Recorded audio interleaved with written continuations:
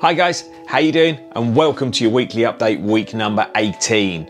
I hope you're sitting comfortably because I've got a lot of news for you this week. Some of it exciting, some of it really exciting. So sit back, relax and enjoy. Here we go. So, first of all, let's start. New angle, what do you think? I've moved you around a little bit because I was getting grief about my bookshelf. You can still see a little bit of it here, but also I was getting bored of the bookshelf view. So what I'm trying to do is just get me face and a bit of a plain background behind me. So this is the angle that currently works for me, I think. And I'm playing around with the lighting still. I don't know if that's any better. Let me know in the comments below. I'm also moving around my office at the moment to give me a better working environment, a better workspace, because I feel very claustrophobic in my office at the moment. So I'm in the middle of doing that. So again, once that's finished, hopefully there'll be a nice clean background behind me. That's the plan. And it'll just be, as I say, my background and my face just for you. More exciting news. I bought some new toys. I'm going to show you what they are. If you've seen the thumbnail, you've got a rough idea, and then I'll explain why I bought them and what I'm going to use them for. So first things first, new microphone. This is the Blue Yeti, that way. Strange design box, this one. It's got the main product on the thin, anyway, it's a Blue Yeti USB microphone. I've watched 1,000 different YouTube videos because I need a USB microphone to plug directly into my MacBook, because these lavalier mics will not connect to it because it hasn't got a mic input socket. So watching thousands of YouTube videos, this one seemed to be a good starting place for a beginner like myself. There were some negative videos about it, there were some positive videos about it, but overall this seemed to come out on top. This is what a lot of people have started with. So I thought, well, you know, I'm a novice, I haven't got a clue what I'm doing. Let's give this bad boy a bit of a go. To go with it, what I've also done is, again, based on YouTube videos, I've bought myself one of these. It's a boom arm thing that clips to my desk. The microphone goes in this little cage. What this little cage does, it's like a shock mount. So it's like suspension for your microphone.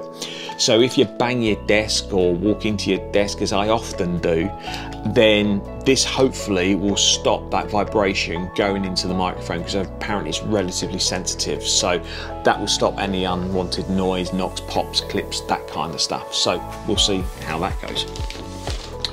Finally, for the microphone, I have bought something that a lot of my live class attendees would wish that I wore all the time. When I start speaking and I get a little bit excited, I tend to spit a little bit. And the front row of my live classes is like sitting at the front row on a SeaWorld Shamu show where the whale goes up and splashes and you get covered. That's kind of like sitting in the front row of my classes. That's why I think that no one sits there, maybe. So what this does is what they call a pop filter.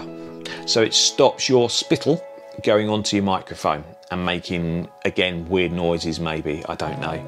It also makes your voice sound a little bit better as well, because apparently there's certain letters when you say them, it causes issues with microphones. It makes it spike. I don't know the technical terms, but I've been told to get one of those according to YouTube, so I have. Finally, I've bought some headphones, some new headphones. Now I've been using some AKG, I think, stereo hi-fi headphones for editing all my YouTube videos and creating playlists for classes and that kind of stuff. Now these are monitor headphones. Apparently they make your voice a little bit clearer, so it gives you more clarity when you're listening to it, and music sounds better. You can hear the different sounds in the music apparently using this type of headphones. So again, that might just be marketing blurb, I don't know, but I'm going to give it a go, see what happens, and yeah, I'll let you know and I'll report back. So that's my toys. Why, oh why have you bought them, Rich? Well, as I explained earlier, these microphones that I use for my YouTube channels plugs into my camera, records the sound, I upload it, jobs are good. I can't record directly onto my MacBook because it hasn't got that microphone input.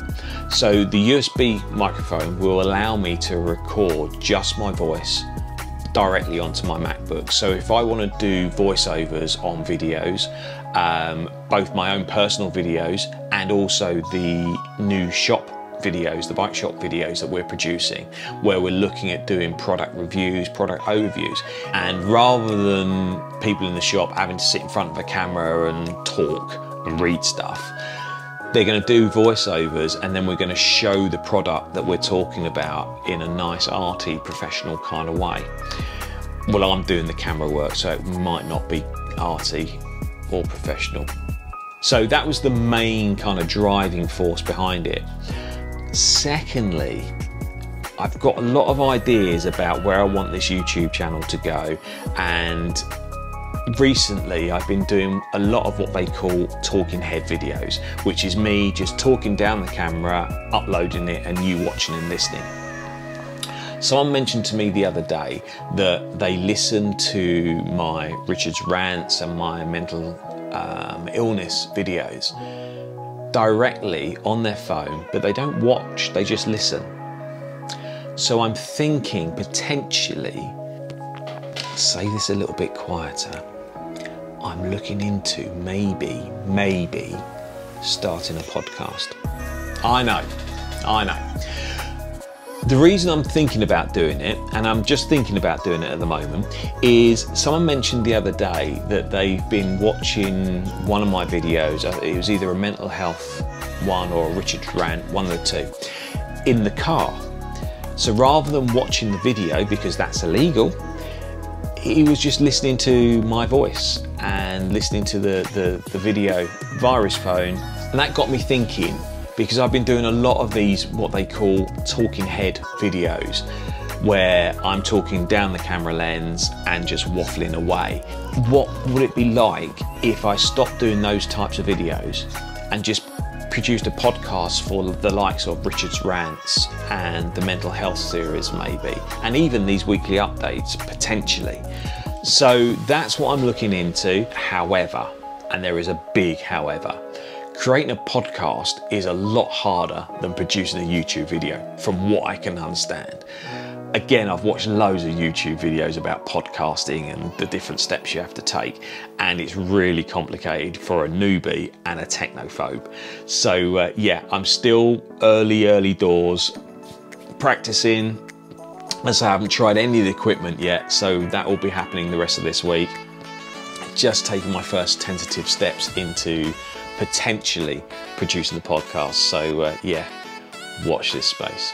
So as I mentioned, I've got lots of different ideas spinning around in my head about where I'm going to go with this YouTube channel, what sort of videos I want to make, and it is really dependent on whether this podcast thing takes off, because it will free me up to do different styles of video, as I've been saying for weeks and weeks and weeks now. One thing that is definitely back on the cards is, drum roll please, I'm going to be back filming indoor cycling classes. Yes, I've finally, after 7 weeks, been given the green light to go ahead and continue to exercise.